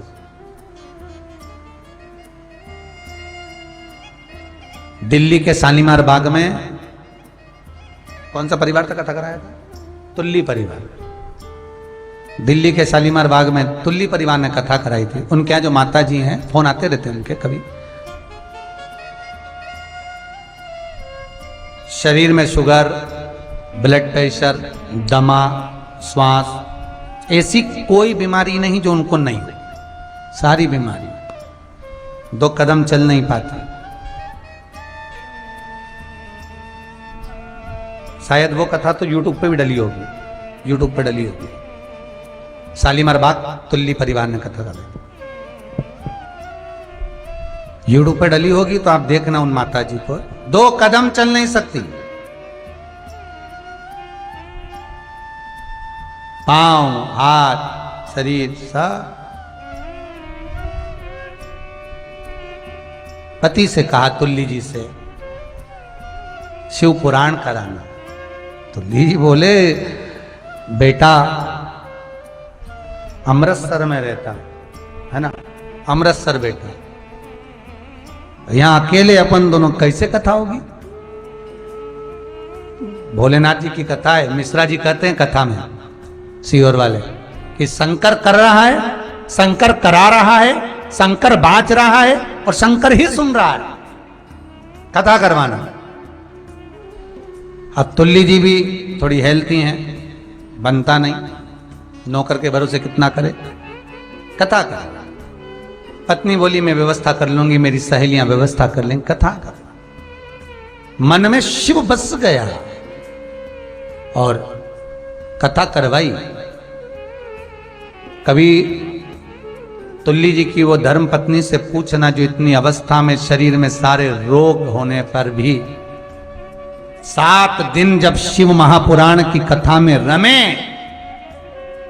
शुगर अपने लेवल में रही, बीपी अपने लेवल में रहा, बीमारियां अपने लेवल में रही। नहीं तो वही तुल्ली जी की धर्म पत्नी कहती है कि 1-2 दिन पहले तक हॉस्पिटल से छुट्टी करा कर आई थी, 2 दिन पहले तक। शिव आराधना में, चित्त में, वृत्ति में शंकर समा गया। फिर वो शिव ही जान सकता है कि क्यों करा रहा है, कैसे करा रहा है और किस लिए करा रहा है। ऑनलाइन कथा जिंदल परिवार ने कराई, राव परिवार फरीदाबाद ने कराई, गंगवार परिवार लखनऊ ने कराई, और वही कथा में आगे बढ़ते बढ़ते जो क्रम चल रहा है, वही क्रम या राजूरे परिवार लातूर महाराष्ट्र ने कराई, और फिर ये हरदोई उत्तर प्रदेश के सोमवंशी परिवार। कहीं शिव समा गया चित्त वृत्ति में, कहीं शिव आ गया उस मन में, उस चित्त में, बस हो गया। महाराज मौर्य गोस्वामी को पत्थर मारे तो मौर्य गोस्वामी का प्रेम, धन किसी को दोगे वो इतना भजन तुम्हारा नहीं कर पाएगा। जब तक दिखोगे तो तुम्हारे सामने काम करेगा, पीठ पीछे बुराई कर सकता है, हाँ उसके पास तो बहुत है, लुटारा होगा। धन काम नहीं करवा सकता, पर प्रेम काम करवा देता है, स्नेह काम करवा देता है। मौर्य गोस्वामी को लोगों ने पत्थर मारे, मौर्य गोस्वामी को लोगों ने ताने दिए, मौर्य गोस्वामी को लोगों ने अपशब्द कहे, पर मौर्य गोस्वामी का जो प्रेम गणेश के प्रति, जो प्रेम जीवों के प्रति था, वो प्रबल था, प्रखर, प्रबल।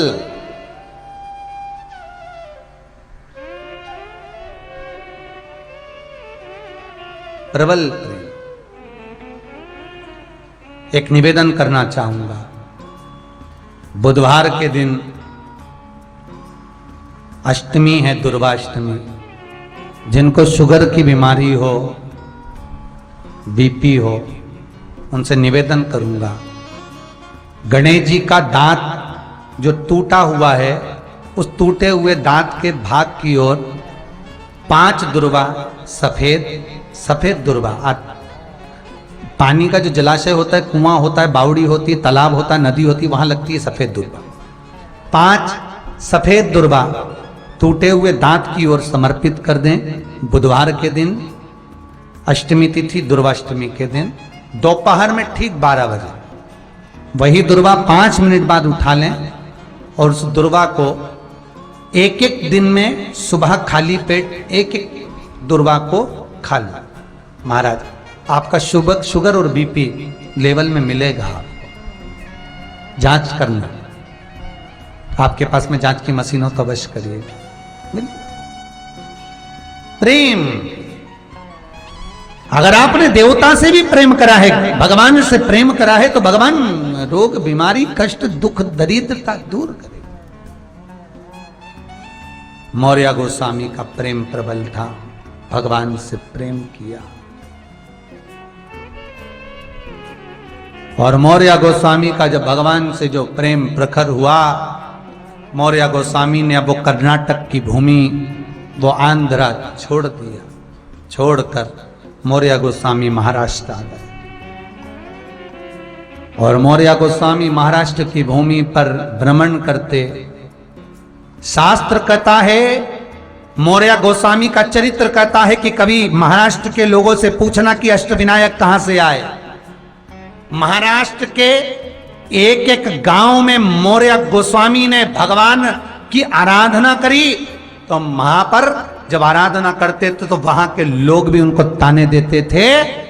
भगवान गणेश उनका हाथ पकड़कर मौर्य गोस्वामी को दूसरी जगह लेकर जाते थे। तो भगवान मौर्य गोस्वामी गणेश जी से कहते थे कि आप यहाँ रुक जाओ, ये भगत भले मुझे धक्कर देकर भगा दें, यहाँ के लोग मुझे भले ताना देकर भगा दें, पर आप यहाँ रहो। 8 स्थान पर मौर्य गोस्वामी ने जगह छोड़ी थी और भगवान गणेश से विनय कर गणेश जी को वहां पर विराजमान करा था कि आप मत जाओ, आप रुको, आप रुको। एक गांव मौर्य गोस्वामी छोड़े, गणेश जी को वहां छोड़ दिया, आप मत जाओ, आप यहां रुको। तब गणेश जी महाराज ने उसी समय अपने पोते को बुलाया, अमोद को। गणेश जी के पोते का नाम था अमोद। गणेश जी ने अमोद को बुलाया, ए अमोद इधर आओ। अमोद बोले, प्रभु बोलिए, दादा बोलिए, क्या बात है। ये शुभ का बेटा था, लाभ के बेटे का नाम है प्रमोद। अमोद कहता है, दादा मेरे लिए आज्ञा, एक काम कर अमोद, मौर्य गोस्वामी को लेकर चल, मैं यहां विराजमान हूं। भगवान गणेश एक जगह पर विराजमान हुए, अमोद दूसरी जगह लेकर गए। मौर्य गोस्वामी कुछ दिन तक वहां निवास करे। भगवान जीवों की वही रक्षा, जीवों की वही सेवा। और वो सेवा छूटना नहीं चाहिए, वो सेवा का भाव, मेरी प्रीत ना छूटेगी भोले बाबा से, भोले बाबा से, शंभू बाबा से, मेरी प्रीत ना छूटेगी भोले बाबा। कोई चाकू से कटाओ चाहे आरी भी चलाओ, मेरी प्रीत ना छूटेगी भोले बाबा से। जो प्रीत रम गई, फिर कोई कुछ भी कहे, ताना भी दे तो दे दे, दुनिया गलत भी समझे तो समझे, होते हैं समझने वाले। एक बार बुधनी में कथा करने गए, ये होशंगाबाद के पास बुधनी। अब बुधनी के दशहरा मैदान में कथा, और दशहरा मैदान में कथा तो एक बेचारी महिला आकर बोली, माता जी, गुरु जी मेरे को आपसे बात करना। हमने कहा बोलो क्या बात है। गुरुजी मेरा पति मुझे भजन में नहीं जान देता। तो क्यों नहीं जान देता? उसको क्या तकलीफ भजन से? बुला के ला तेरे पति को। पति को लाई। मैंने पूछा भैया तेरे को क्या तकलीफ है इसके भजन से? नहीं जान दूंगा। तो नहीं जान, तो भजन से दिक्कत क्या है भाई तेरे को? जान दे भजन में, भजन ही तो करे और क्या करे, जान दे। नहीं जाने दूंगा। अरे तो क्यों नहीं जान देगा वो तो बता। नहीं जाने दूंगा। अरे तो क्यों नहीं जान देगा? नहीं जान दे। अरे तो क्यों? अरे ये भजन में जाती है, भजन गाती है, तो भजन में तो भजन ही गाएंगे, नहीं तो और क्या गाएंगे? अरे तो भजन भी गाती है तो एक ही भजन गाती है, कैलाश पर्वत पे जाके रहूंगी और भोले को अपना बना के रहूंगी। और भोला हमारे पास में चाट वाला।